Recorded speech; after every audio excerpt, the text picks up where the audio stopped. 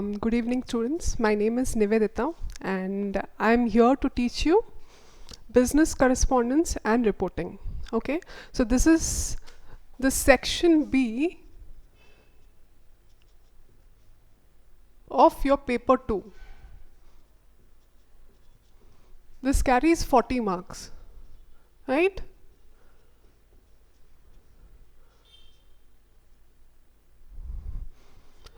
So basically your paper 2 is for 100 marks, and this particular section, section B, business correspondence and reporting, will be carrying 40 marks. Okay, so there are at least how many chapters? There are 13 chapters. Okay, under this business correspondence and reporting, there are 13 chapters. So everything is related to communication.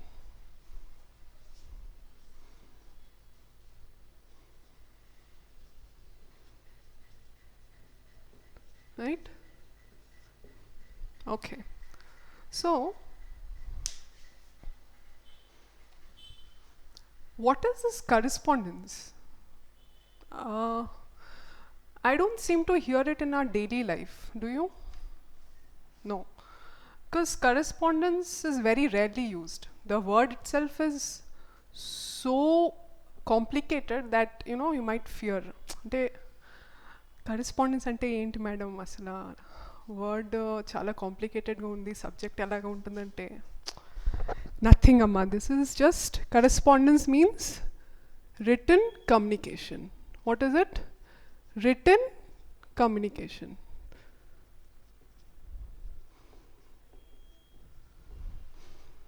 Written communication. So communication which is written communication, which is the meaning of correspondence. Business correspondence is nothing but the written communication that happens while carrying out the business activities. Whatever written communication that we are carrying out in our business activities, that is business correspondence. Okay. So what is the main point here is written. Communication is both oral. What I am telling you is oral. What I am writing over here is written, right? So written communication in business activities is known as business correspondence and reporting. Now you might ask me, what is its necessity? Why is business correspondence and reporting so important in chartered accountancy course? For example,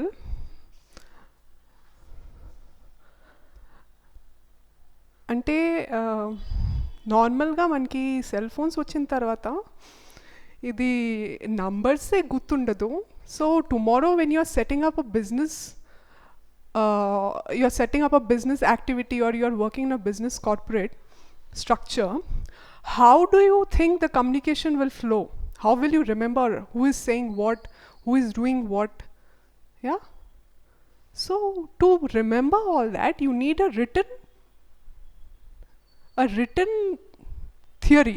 I mean a written format which will give you the information that so and so person are employed. Like for example, in a corporate structure, there is a HR department. Okay, there is a finance department, right? Next, what all? HR, finance, there is a sales department. Okay, let's keep it to this 3. So in HR there are various employees that you're employing to do the work, right? Finance will take care of all the accounting and all the financial activities that is taking place. Sales is attracting customers, marketing, right?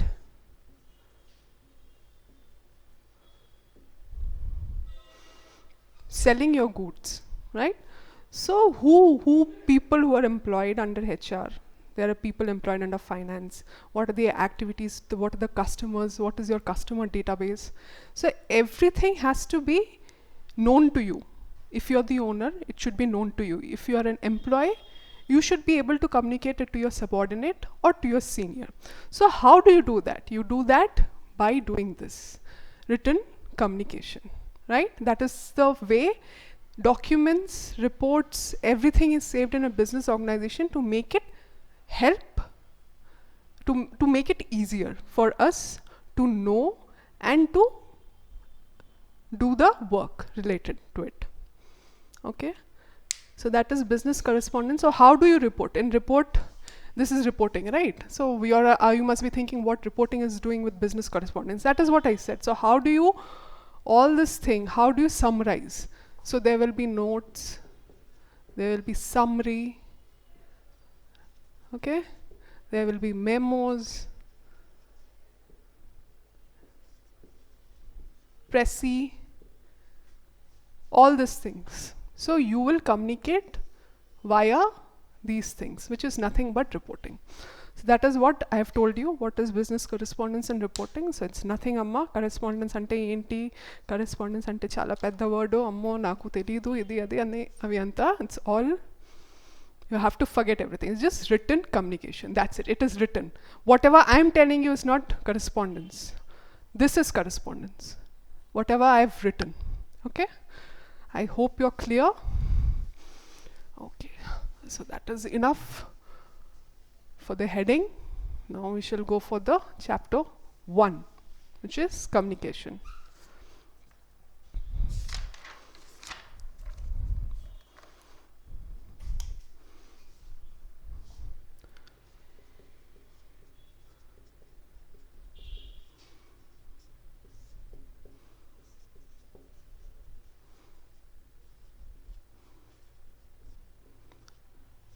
Tell me something, when you're provided with the material, why are you coming to my class? ఎందుకు వస్తున్నారు sir మీరు? అన్నీ మీ institute మెటీరియల్లోనే ఉంది కదా, ఇవి అంతా information మొత్తం, క్లాస్కి ఎందుకు వస్తున్నారు?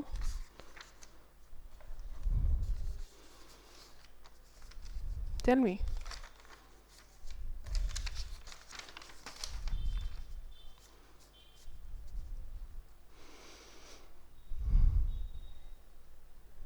Your ICI material is there, you know, so many pictures and so many words, all the sentences. So everything that you need to qualify for your exam, the material, everything is there. Then why are you coming to my class?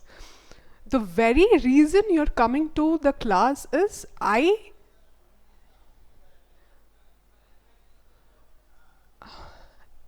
in person, I'm sharing the information, right? I'm sharing it to you through speech. You can see there is a visual here, visual impact. There is an audio, or whatever audio that you are hearing, that is there.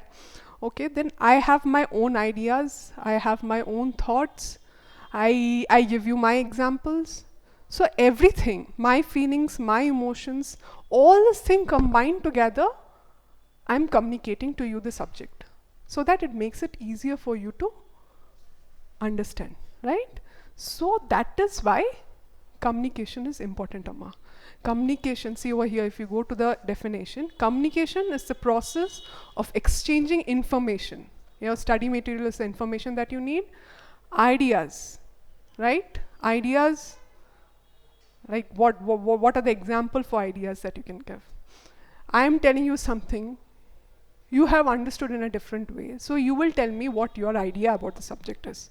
So we are discussing over here. So that very discussion will not happen if you're staying at home and you're referring your study material, will it? So that is the thing. So we are exchanging information, we are sharing our ideas, I am sharing my thoughts, I am sharing my feelings and emotions through speech, signal, writing, behavior. So all this thing entirely is forming a communication. So what is the process of communication?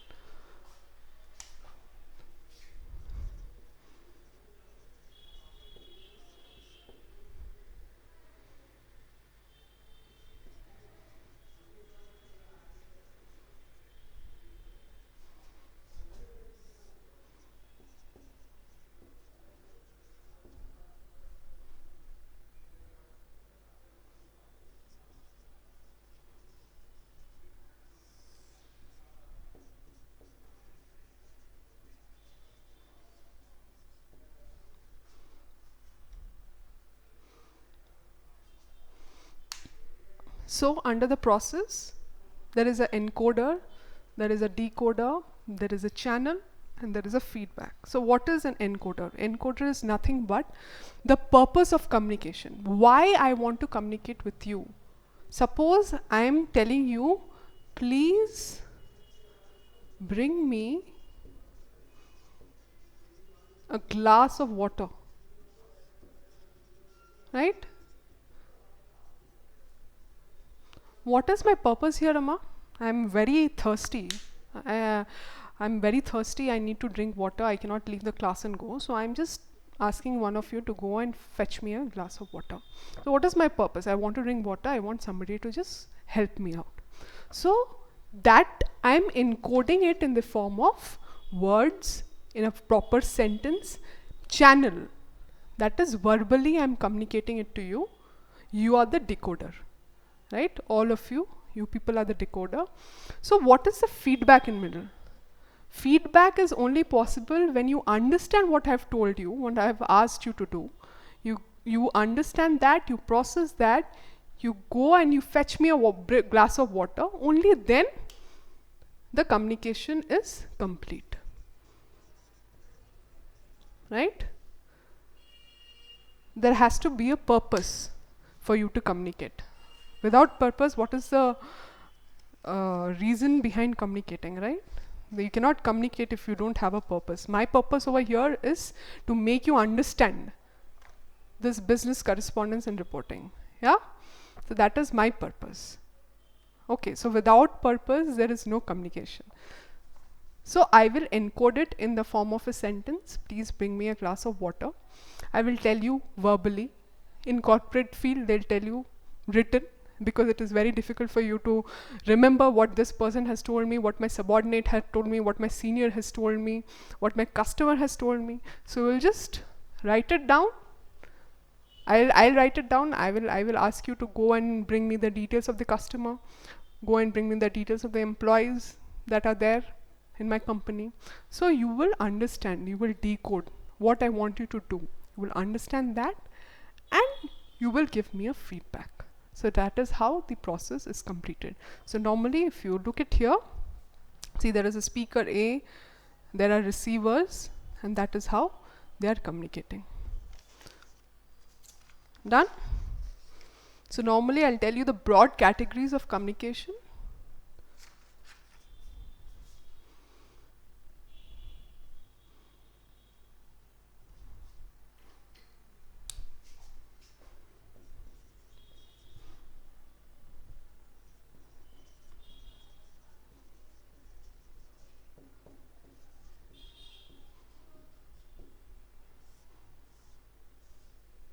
What are they? We are having it here, see it in your book. It's verbal, non-verbal,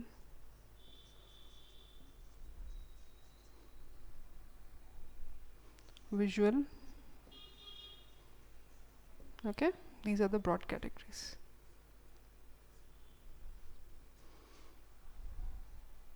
So you tell me what is verbal, what is non-verbal, what is visual. Visual, I think it is very clear. I'm writing it down. I'm drawing this arrow over here. Okay, all this thing is visual. Now through your SMS and when you search for Facebook and everything, these memes they have become very popular these days. So that is how you communicate your feelings. Okay, you put a meme, and whatever is there, that is sarcastic feelings are communicated through memes. So those are visual, right? In a corporate setup, they use graphs, okay? They use pie charts. So what it basically does is, all the information is put in a pictorial way, okay? So that it makes it easier for you to understand in one go. That is visual. Verbal and non-verbal. There is a lot to discuss in verbal and non-verbal. I think we will take that up in the next class. Okay.